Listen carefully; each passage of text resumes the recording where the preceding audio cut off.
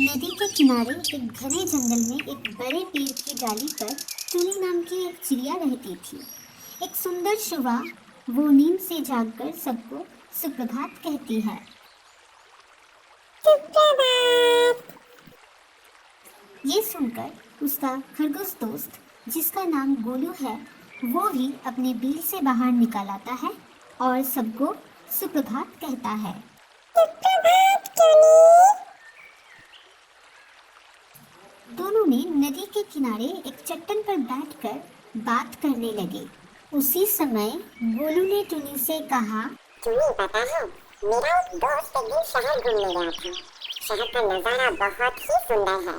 वहाँ बड़ी बड़ी इमारत है, बहुत सारी गाड़ियाँ और भीड़ भाड़ वाले बाजार भी हैं। बच्चे अपने स्कूल पे जाते हैं और सब अपने अपने काम पे व्यस्त रहते हैं।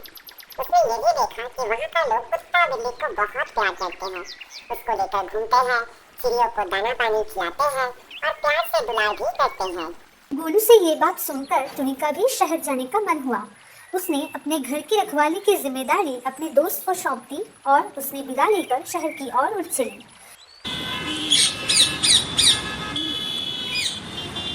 शहर की बड़ी बड़ी इमारतों के ऊपर से उड़ते हुए वो एक पेड़ की डाली पर आकर बैठ गई और शहर का नजारा देखने लगी। तभी उसने देखा चारों ओर गाड़ियों के हॉर्न, धुआं और कारखानों से निकलता हुआ धुआं फैल गया है। हवा में इतनी गंदगी थी कि सांस लेना भी मुश्किल हो रहा था। इसके बाद टुनी ने देखा कि कुछ लोग बहुत सी चिड़ियों को पिंजरे में बंद करके बेच रहे हैं। वो बेचैन होकर चिल्ला रही थी, अपने दिल का दर्द जताने की कोशिश कर रही थी। टुनी पंछियों से बात करने के लिए नीचे उतरने लगी। तभी कुछ बच्चे उसे पकड़ने की कोशिश करने लगे।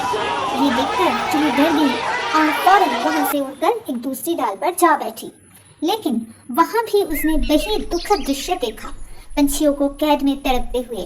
ये देखकर उसका मन बहुत उदास हो गया। उसने तुरंत वहां से उड़न भरी और अपने जंगल की ओर लौटने लगी। धीरे धीरे सूरज डूबने लगे और चारों ओर अंधेरा छाने लगे। शाम के समय टुनी वापस अपने जंगल में लौट आई। वहां पहुंचकर उसने अपने दोस्त गोलू को शहर में देखे हुए सारे बुरे नज़रों के बारे में बताया। उसने कहा, गोलू, मुझे शहर बिल्कुल अच्छी नहीं लगी। वहाँ पे बहुत शोर, धुआं और पता है, पंछी को आज़ादी भी नहीं दी जाती है। उन्हें पिंजरे में कैद करके बंद करके रख दी जाती है। मुझे अच्छी नहीं लगी ये सब। मैं कभी भी शहर नहीं जाऊंगी अब। ठीक है टूनी, मैं भी नहीं जाऊंगी अब शहर। Thank you for watching. अगर आपको हमारी ये कहानी अच्छी लगी हो तो like, comment, share and subscribe कर देना।